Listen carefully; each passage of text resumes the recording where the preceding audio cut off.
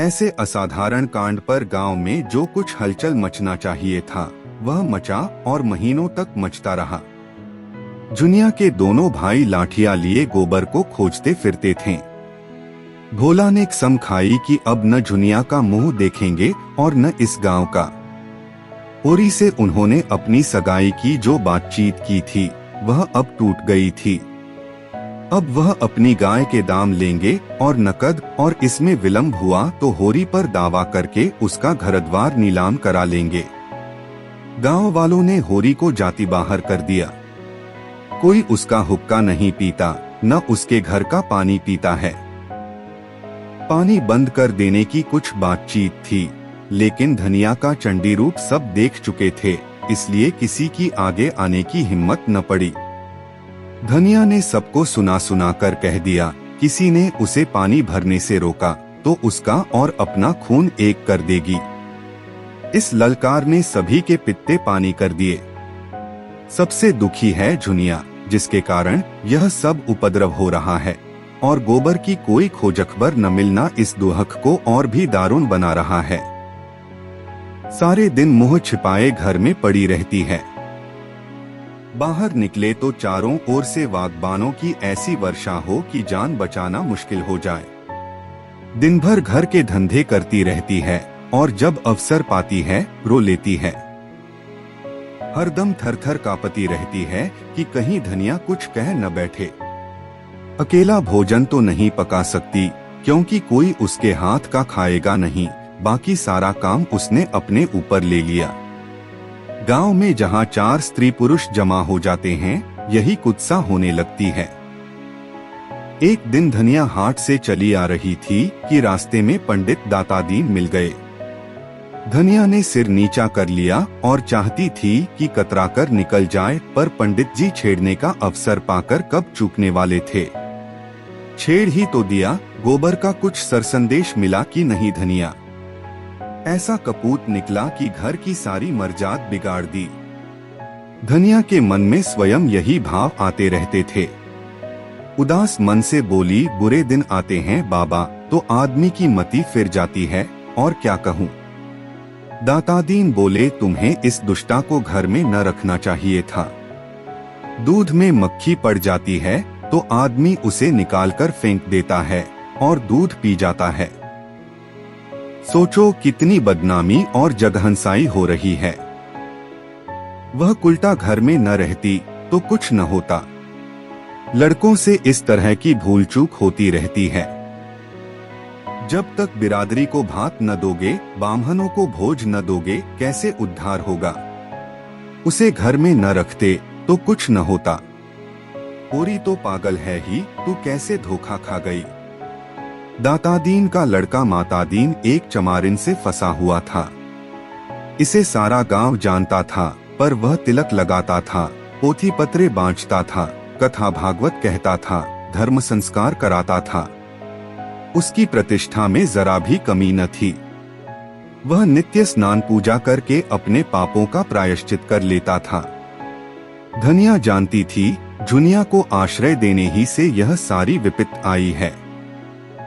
उसे न जाने कैसे दया आ गई। नहीं, उसी रात को जुनिया को निकाल देती तो क्यों इतना उपहास होता। लेकिन यह भय भी होता था कि तब उसके लिए नदी या कुआं के सिवा और ठिकाना कहाँ था। एक प्राण का मूल्य देकर एक नहीं 2 प्राणों का वह अपने मर्जात की रक्षा कैसे करती। फिर जुनिया के गर्भ में जो बालक है वह घनिया ही के हृदय का टुकड़ा तो है। हंसी के डर से उसके प्राण कैसे ले लेती। और फिर जुनिया की नम्रता और दीनता भी उसे निरस्त्र करती रहती थी। यह जली भुनी बाहर से आती, पर जो ही जुनिया लोटे का पानी लाकर रख देती और उसके पांव दबाने लगती, उसका क्रोध पानी हो जाता। बेचारी अपनी लज्जा और दुहक से आप दबी हुई है, उसे और क्या दबाए, मरे को क्या मारे। उसने तीव्र स्वर में कहा, हमको कुल प्रतिष्ठा इतनी प्यारी नहीं है महाराज कि उसके पीछे एक जीव की हत्या कर डालते। ब्याहता न सही, पर उसकी बाह तो पकड़ी है मेरे बेटे ने ही। किस मुंह से निकाल देती। वही काम बड़े बड़े करते हैं, मुदा उनसे कोई नहीं बोलता। उन्हें कलंक ही नहीं लगता। वही काम छोटे आदमी करते हैं तो उनकी मर्जाद बिगड़ जाती है, नाक कट जाती है। बड़े आदमियों को अपनी नाक दूसरों की जान से प्यारी होगी, हमें तो अपनी नाक इतनी प्यारी नहीं। दातादीन हार मानने वाले जीव न थे। वह इस गांव के नारद थे। यहाँ की वहाँ, वहाँ की यहाँ, यही उनका व्यवसाय था। वह चोरी तो न करते थे, उसमें जान जोखिम था, पर चोरी के माल में हिस्सा बंटाने के समय अवश्य पहुंच जाते थे। कहीं पीठ में धूल न लगने देते थे। जमींदार को आज तक लगान की एक पाई न दी थी। कुर्की आती तो कुएं में गिरने चलते। नोखेराम के किए कुछ न बनता, मगर असामियों को सूद पर रुपए उधार देते थे। किसी स्त्री को कोई आभूषण बनवाना है, दातादीन उसकी सेवा के लिए हाजिर हैं। शादी ब्याह तय करने में उन्हें बड़ा आनंद आता है, यश भी मिलता है, दीक्षिणा भी मिलती है। बीमारी में दवा दारू भी करते हैं, झाड़ फूंक भी, जैसी मरीज की इच्छा हो। और सभाचतुर इतने हैं कि जवानों में जवान बन जाते हैं, बालकों में बालक और बूढ़ों में बूढ़े। चोर के भी मित्र हैं और साह के भी। गांव में किसी को उन पर विश्वास नहीं है, पर उनकी वाणी में कुछ ऐसा आकर्षण है कि लोग बार बार धोखा खाकर भी उन्हीं की शरण जाते हैं।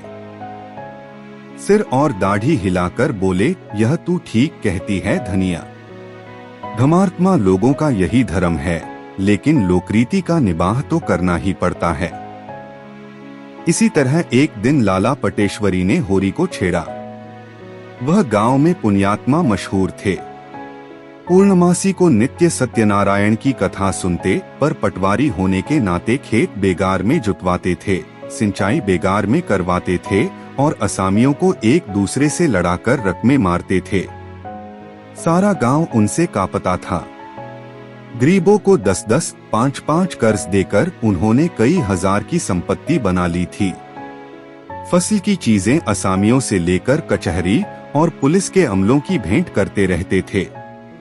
इससे इलाके भर में उनकी अच्छी धाक थी। अगर कोई उनके हत्थे नहीं चढ़ा तो वह दारोगा गंडा सिंह थे, जो हाल में इस इलाके में आए थे। परमार्थी भी थे। बुखार के दिनों में सरकारी कुनैन बांटकर यश कमाते थे। कोई बीमार आराम हो तो उसकी कुशल पूछने अवश्य जाते थे। छोटे मोटे झगड़े आपस में ही तय करा देते थे। शादी ब्याह में अपनी पालकी, कालीन और महफिल के सामान मंगनी देकर लोगों का उबार कर देते थे। मौका पाकर न चूकते थे, पर जिसका खाते थे उसका काम भी करते थे। बोले, यह तुमने क्या रोग पाल लिया होरी? होरी ने पीछे फिरकर पूछा, तुमने क्या कहा लाला, मैंने सुना नहीं। पटेश्वरी पीछे से कदम बढ़ाते हुए बराबर आकर बोले, यही कह रहा था कि धनिया के साथ क्या तुम्हारी बुद्धि भी घास खा गई? जुनिया को क्यों नहीं उसके बाप के घर भेज देते? सेंटमेंट में अपनी हंसी करा रहे हो। न जाने किसका लड़का लेकर आ गई और तुमने घर में बैठा लिया।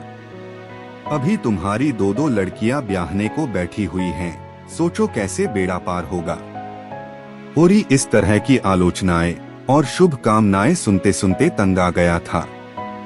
खिन्न होकर बोला, यह सब मैं समझता हूँ लाला, लेकिन तुम ही बताओ मैं क्या करूं? मैं जुनिया को निकाल दूं तो भोला उसे रख लेंगे। अगर वह राजी हो तो आज मैं उसे उनके घर पहुंचा दूं। अगर तुम उन्हें राजी कर दो तो जन्म भर तुम्हारा औसान मानूं, मगर वहां तो उनके दोनों लड़के खून करने को उतारू हो रहे हैं। फिर मैं उसे कैसे निकाल दूं? एक तो नालायक आदमी मिला कि उसकी बाह पकड़कर दगा दे गया। मैं भी निकाल दूंगा तो इस दशा में वह कहीं मेहनतमजूरी भी तो न कर सकेगी। कहीं डूबधस मरी तो किसे अपराध लगेगा।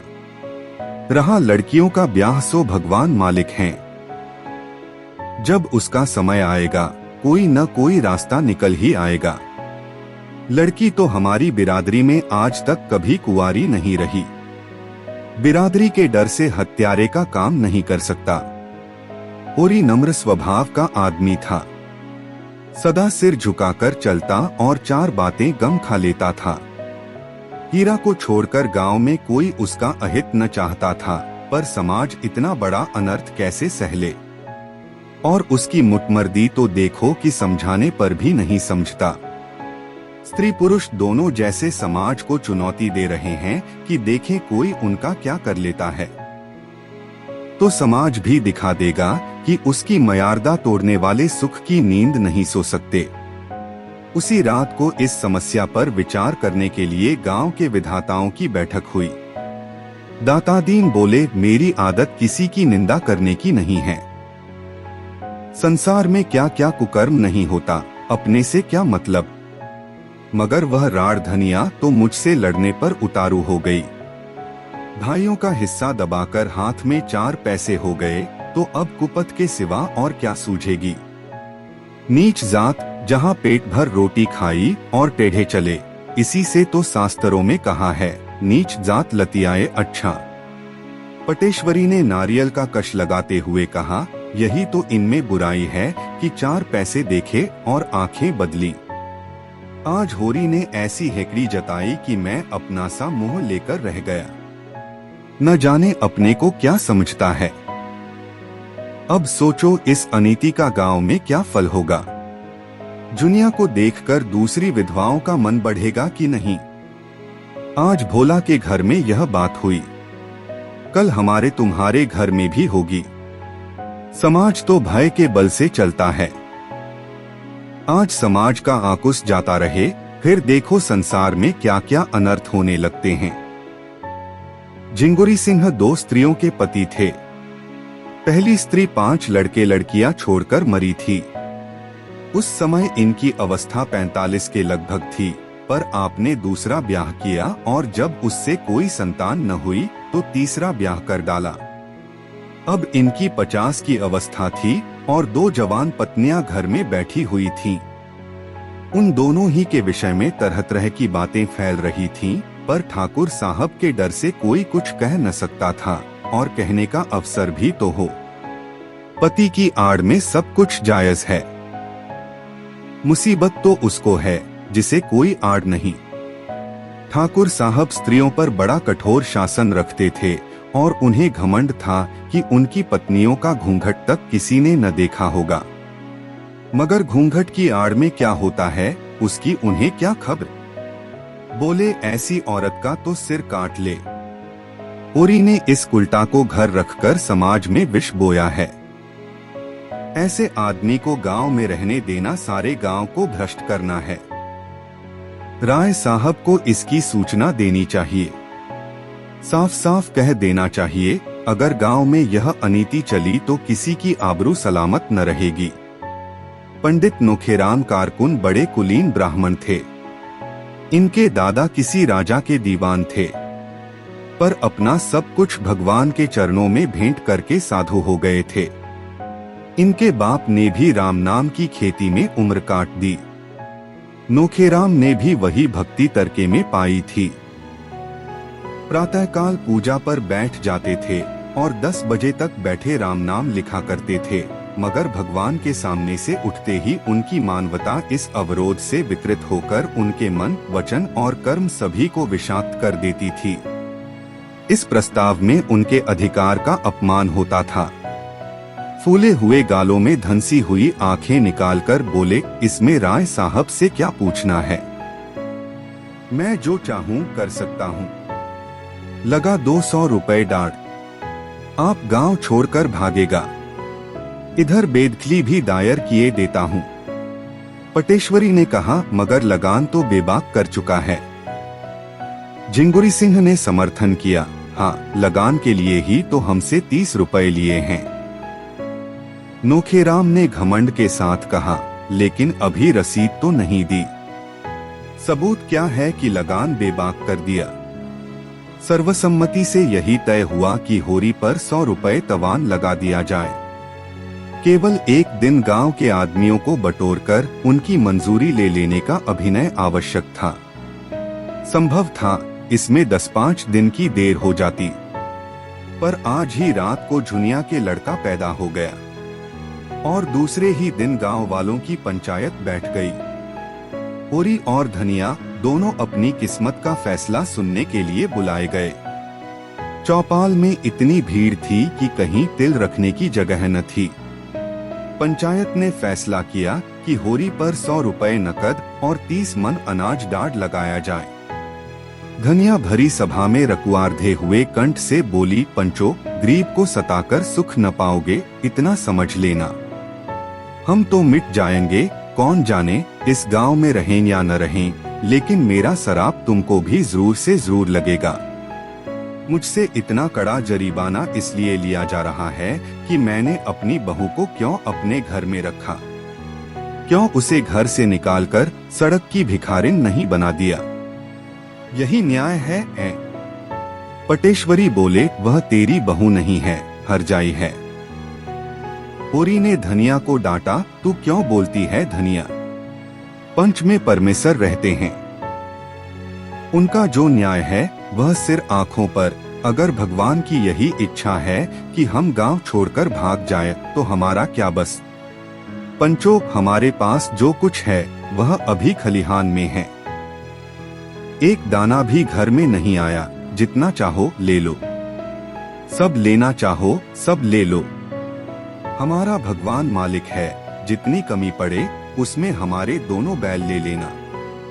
धनिया दांत कटकटाकर बोली, मैं एक दाना न अनाज दूंगी न एक कौड़ी डाल, जिसमें बूता हो चलकर मुझसे ले।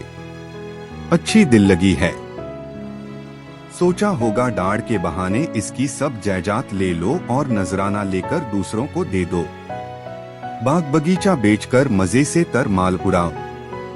धनिया के जीतेजी यह नहीं होने का, और तुम्हारी लालसा तुम्हारे मन में ही रहेगी। हमें नहीं रहना है बिरादरी में, बिरादरी में रहकर हमारी मुकुट न हो जाएगी। अब भी अपने पसीने की कमाई खाते हैं, तब भी अपने पसीने की कमाई खाएंगे। होरी ने उसके सामने हाथ जोड़कर कहा, धनिया, तेरे पैरों पड़ता हूँ, चुप रह। हम सब बिरादरी के चाकर हैं, उसके बाहर नहीं जा सकते। वह जो डाढ़ लगाती है उसे सिर झुकाकर मंजूर कर। नक्कू बनकर जीने से तो गले में फांसी लगा लेना अच्छा है। आज मर जाए तो बिरादरी ही तो इस मिट्टी को पार लगाएगी, बिरादरी ही तारेगी तो तरेंगे।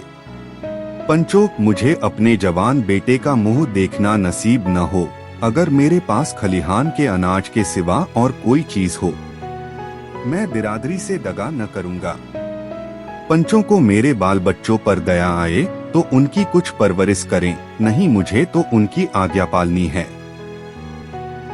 धनिया झल्लाकर वहां से चली गई और होरी पहर रात तक खलिहान से अनाज ढो ढोकर झिंगुरी सिंह की चौपाल में ढेर करता रहा। 20 मन जौ था, 5 मन गेहूं और इतना ही मटर, थोड़ा सा चना और तेलहन भी था। अकेला आदमी और 2 गृहस्थयों का बोझ। यह जो कुछ हुआ धनिया के पुरुषार्थ से हुआ। जुनिया भीतर का सारा काम कर लेती थी और धनिया अपनी लड़कियों के साथ खेती में जुट गई थी। दोनों ने सोचा था गेहूं और तेलहन से लगान की एक किस्त अदा हो जाएगी और हो सके तो थोड़ा थोड़ा सूद भी दे देंगे, जौ खाने के काम में आएगा। लंगे तंगे 5-6 महीने कट जाएंगे, तब तक ज्वार, मक्का, सावा, धान के दिन आ जाएंगे। वह सारी आशा मिट्टी में मिल गई। अनाज तो हाथ से गए ही, 100 रुपए की गठरी और सिर पर लद गई। अब भोजन का कहीं ठिकाना नहीं। और गोबर का क्या हाल हुआ भगवान जाने, न हाल न हवाल। अगर दिल इतना कच्चा था तो ऐसा काम ही क्यों किया, मगर होनहार को कौन टाल सकता है। बिरादरी का वह आतंक था कि अपने सिर पर लाद कर अनाज ढो रहा था, मानो अपने हाथों अपनी कब्र खोद रहा हो। जमींदार, साहूकार, सरकार, किसका इतना रोग था। कल बाल बच्चे क्या खाएंगे, इसकी चिंता प्राणों को सोखे लेती थी, पर बिरादरी का भय पिशाच की भांति सिर पर सवार आंकुश दिए जा रहा था। बिरादरी से पृथक जीवन की वह कोई कल्पना ही न कर सकता था। शादी ब्याह, मुड़न छेदन, जन्म मरण सब कुछ बिरादरी के हाथ में है। बिरादरी उसके जीवन में वृक्ष की भांति जड़ जमाए हुए थी और उसकी नसें उसके रोम रोम में बिंधी हुई थीं। बिरादरी से निकलकर उसका जीवन विशृंखल हो जाएगा, तार तार हो जाएगा। जब खलिहान में केवल 1.5-2 मन जौ रह गया तो धनिया ने दौड़कर उसका हाथ पकड़ लिया और बोली, अच्छा अब रहने दो, ढो तो चुके बिरादरी की लाज। बच्चों के लिए भी कुछ छोड़ोगे कि सब बिरादरी के भाड़ में झोंक दोगे? मैं तुमसे हार जाती हूँ। मेरे भाग्य में तुम ही जैसे बुद्धू का संग लिखा था। ओरी ने अपना हाथ छुड़ाकर टोकरी में शेष अनाज भरते हुए कहा, यह न होगा धनिया, पंचों की आंख बचाकर एक दाना भी रख लेना मेरे लिए हराम है। मैं ले जाकर सबका सब वहाँ ढेर कर देता हूँ। फिर पंचों के मन में दया उपजेगी तो कुछ मेरे बाल बच्चों के लिए देंगे। नहीं, भगवान मालिक हैं। धनिया तिलमिलाकर बोली, यह पंच नहीं है, राक्षस हैं, पक्के राक्षस। यह सब हमारी जगह जमीन छीनकर माल मारना चाहते हैं। डांड तो बहाना है, समझाती जाती हूँ पर तुम्हारी आंखें नहीं खुलती। तुम इन पिशाचों से दया की आशा रखते हो, सोचते हो 10-5 मन निकालकर तुम्हें दे देंगे। मुंह धो रखो। जब होरी ने न माना और टोकरी सिर पर रखने लगा तो धनिया ने दोनों हाथों से पूरी शक्ति के साथ टोकरी पकड़ ली और बोली, इसे तो मैं न ले जाने दूंगी, चाहे तुम मेरी जान ही ले लो। मरमर कर हमने कमाया, पहर रात रात को सींचा, अगोरा, इसलिए कि पंच लोग मूछों पर ताव देकर भोग लगाएं और हमारे बच्चे दाने दाने को तरसें। तुमने अकेले ही सब कुछ नहीं कर लिया है। मैं भी अपनी बच्चियों के साथ सती हुई हूँ। सीधे से टोकरी रख दो, नहीं आज सदा के लिए नाता टूट जाएगा। कहे देती हूँ। ओरी सोच में पड़ गया। धनिया के कथन में सत्य था। उसे अपने बाल बच्चों की कमाई छीनकर तावान देने का क्या अधिकार है? वह घर का स्वामी इसलिए है कि सबका पालन करे, इसलिए नहीं कि उनकी कमाई छीनकर बिरादरी की नजर में सुर्ख बने। टोकरी उसके हाथ से छूट गई। धीरे से बोला, तू ठीक कहती है धनिया, दूसरों के हिस्से पर मेरा कोई जोर नहीं है। जो कुछ बचा है वह ले जा, मैं जाकर पंचों से कहे देता हूँ।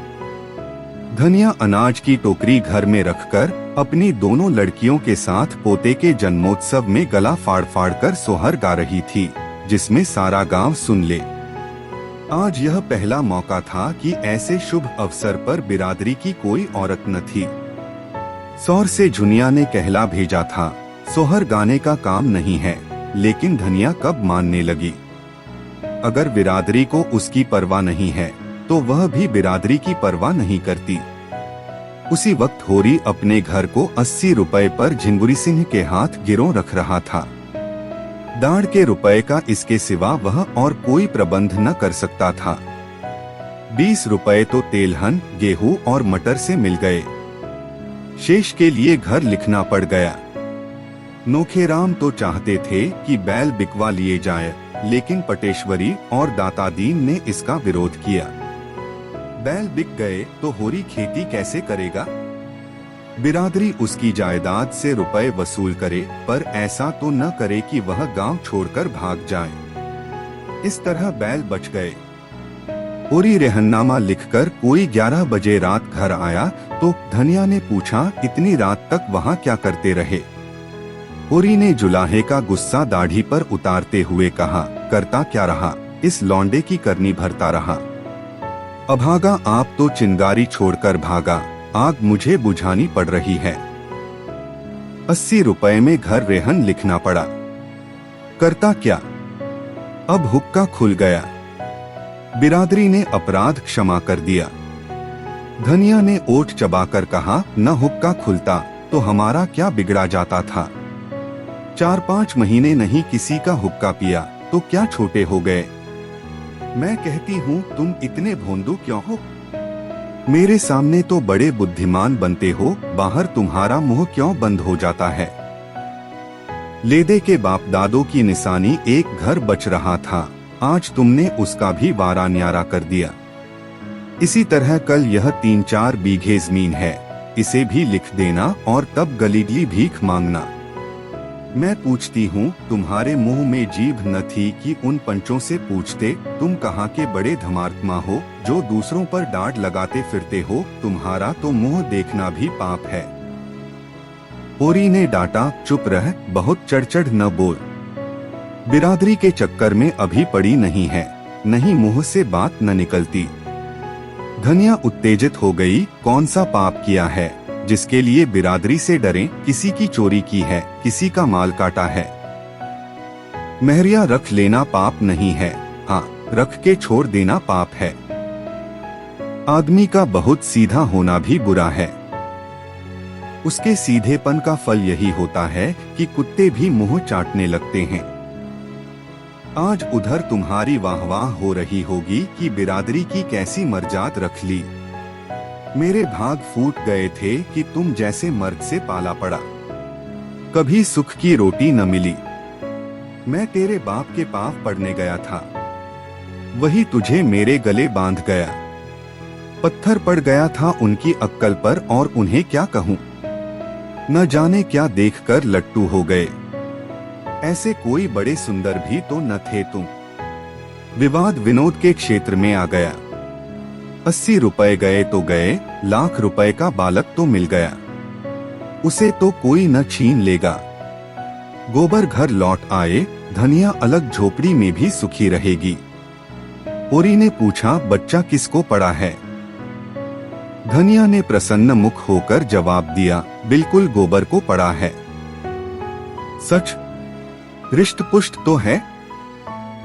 हाँ अच्छा है।